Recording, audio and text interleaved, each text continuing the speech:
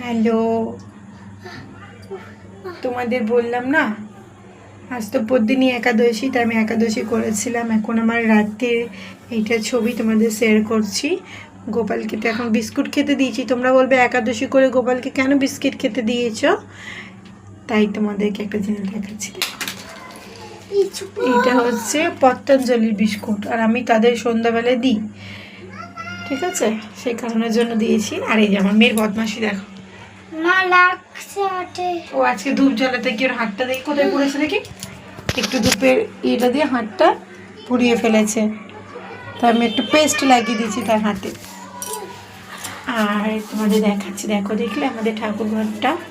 এই যে আমার ছোটো মেয়ে, মা বন্ধুদের হাই বলে দাও দেখি, এদিকে এসো। এই যে দেখতে পাচ্ছ, ঠিক আছে চলো বাই এভরিওয়ান। বসো,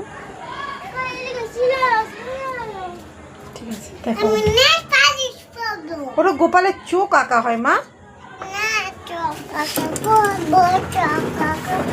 ঠিক আছে বাই, রাখছি। মেয়ে বদমাশি করছে, আর কথা বলা যাবে না, ঠিক আছে, পরে কথা হবে।